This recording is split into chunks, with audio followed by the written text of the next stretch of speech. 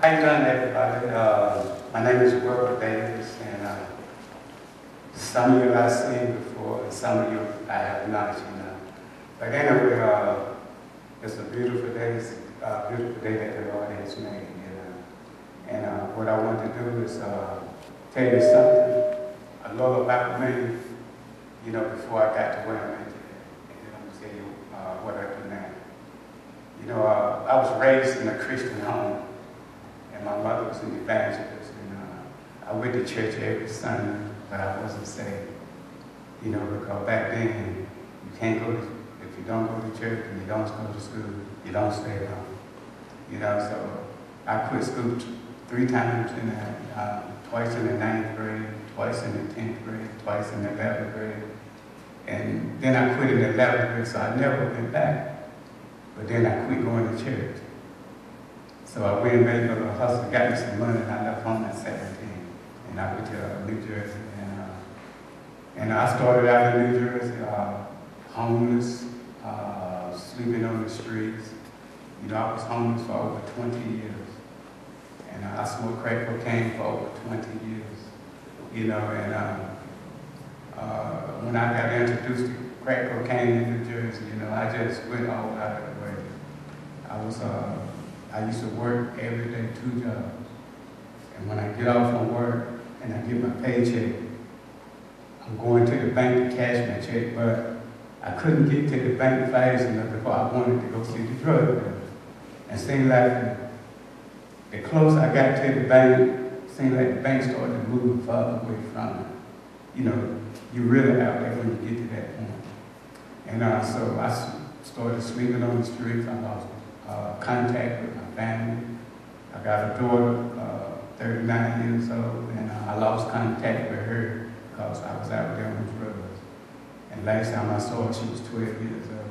She don't know where I'm at, and I don't know where she is, but I have a feeling that one day I'll see her. So I came to Raleigh in 89. I'm supposed to be staying for 3 months and going back to New Jersey. And I never went back. And it's good I did, because if I'd have went back to New Jersey, I'd probably be in prison. That crack cocaine and killed me. So it was no accident that I did go back. And the Lord had a plan on my life even before I was born. Because He said He knew us before we was formed in our mother's womb. He knew I was going to smoke crack cocaine, and He knew I was going to be homeless out there. So I left home so I was about 15 years old, and my appendix almost busted inside of me. And about 3 hours before the doctor got ready to do the operation, I stopped early. November, I'll be 65 years old.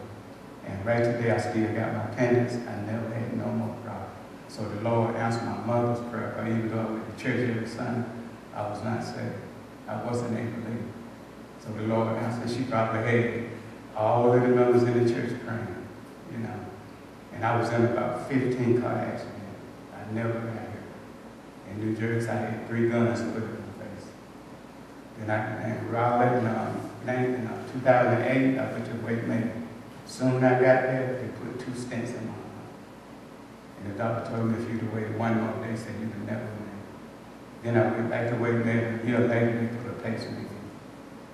After the doctor put the pacemaker in, he turned around and gave me the wrong medication, and it stopped my heart. I guess the nurse thought I was crazy, because when they put the pacemaker in, the doctor put a heart monitor on me. So the nurse could monitor my heart from the nurse station. And I was standing up in the middle of the floor watching TV. And she come and bust up in the room, didn't knock or nothing. Somebody breaking in your house. That's what, and it's kind of scary. I jumped, I turned around and looked. She said, "Mrs. you okay?" I said, "Yeah." I said, "What happened?" She said, "Well, your heart just stopped." I said, "Well, I'm watching TV." She thought I was crazy. But that was the Lord. So before I got off the street, I prayed 3 times, "The Lord, take me out of this world." And He didn't take me out. So I went and tried some on my own, and it did not work. But I was worried for 2 years, because after 2 years, then after it didn't happen, I found that scripture in the Bible, Revelation 9:6, that when you want to die, you can't die. And when death get at the door, to flee from it. You know, I said, well, why couldn't I find that scripture before? It won't meant for me to find that scripture. Because I prayed for the Lord to take me out. You know. And so the Lord did a lot of things in my life. You know, I had picked up a young lady one night, and I had spent $100-some on crack cocaine. So, but it had something to do with the way my mother raised me. See, I was raised in a Christian home. All I heard was Christian music. And I loved, so when I left home and started getting high, I still loved Christian music. So I always kept my radio station on a gospel station. So maybe the person started getting high, and she reached over and switched my radio station, and it kind of made me a little mad, you know.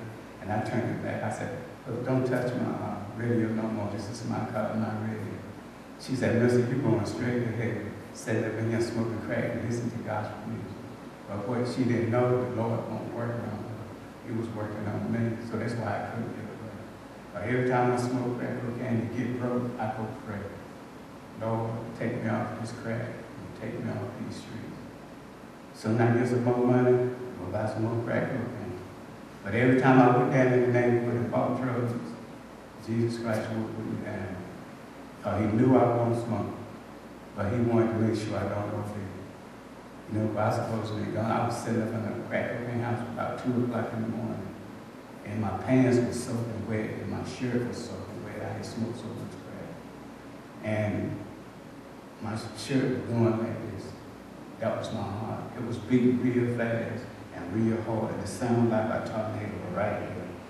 But I kept sitting there smoking crack before I had none. See, God could have took me out right then if he would want to. You know. And so what I do now is